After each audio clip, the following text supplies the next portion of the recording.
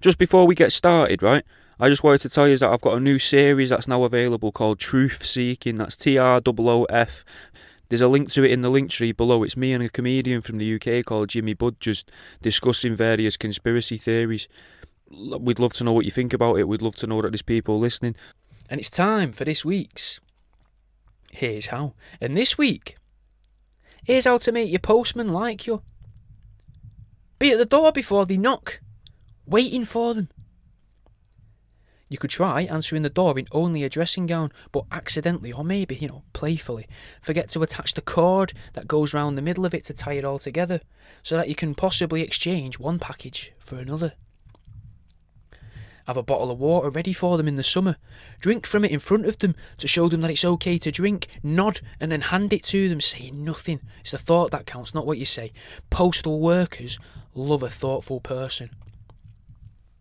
A lot of postal workers are chronically underpaid by today's standards. So walk around and find them. Offer to take half the bag of mail from them to deliver it for them so that they can get finished sooner. This means that their pay will closer reflect to what should be fair for the working that they're doing, but they'll only have to work half the time for the same amount of money. If they refuse to hand over half of the envelopes and packages, simply start offering them money for them instead. They'll always accept the money eventually. If you have had the same postman in your area for a while and you plan on living in the area for the rest of your life, get that postman's face tattooed somewhere on your body or on your partner's body. That way, they know that they're more than just a delivery system. They're a valued and recognised member of your society. Offer them a foot massage every now and then. Doesn't matter if they're a man or a woman, there's nothing sexual in it. If they refuse, take the refusal graciously. Don't argue with them, don't try and force them. Then, a week later, hire a professional to be at your house in time for them, to do it for both of you. Your hallway or your front garden, set it up with some seats, footrests, bottles of oil, candles, and if it's safe, it's not raining, some video cameras and that, some microphones, maybe an old-fashioned jukebox to help set the mood. Then, have their name embroidered on a little Velcro patch that you can attach to the chair that you'd like to have them sit on, that the cameras are aiming at. And then you can film them whilst they're getting their feet massaged in your garden.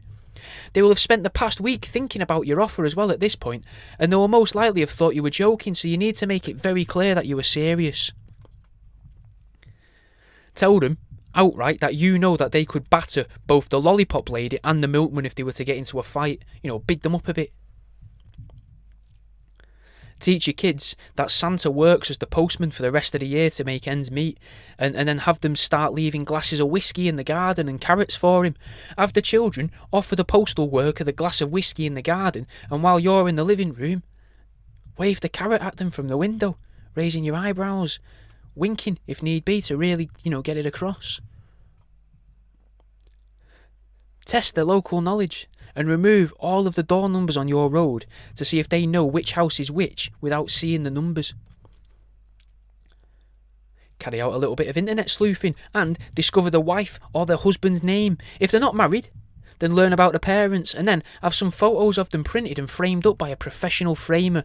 And then after Christmas has passed, gift them the framed photographs, telling them that you're ever so grateful for all the work they do, and this is from you and all of your neighbours. It's important to give it to them after Christmas, a few weeks after Christmas has passed, because a proper frame could be quite heavy, and they've got enough to carry at Christmas time. And that's the end of this week's Here's How. If you're enjoying the show, mate, go to my website, www.worldaroundyou.com, and try the books, mate. Try the books, you might enjoy them. There's How to Date an Antique Table, A Lover's Guide, which is a book about how to date an antique table from a lover's perspective. It's got chat-up lines, pick-up lines, fucking dating tips, where to find a nice antique table to bring home, for your mum. Then I've got Uneducated Guesses, which is the first book I ever wrote, which is a load of big words I don't know the meaning to. I just broke them down and tried to work it out and illustrated it. And then we've got the newest book, More You Know, which is a book of fake facts, mate, all illustrated. I think if you've enjoyed this, if you've laughed at any point during this, you'll probably enjoy them. They're about £2.50 on the website, and sometimes they're reduced. Thanks for listening, man. If you enjoyed the show, give it a share online, share it in your Instagram stories from Spotify, send it to a mate, talk about it on social media, tweet me, mate, tweet me. When I get 2,000 followers on Twitter, I'll be doing a taxidermy giveaway, so you know, that's something for you, innit? That's a little something. At World Around You, same as the name of the show. I'll see you in a bit, mate.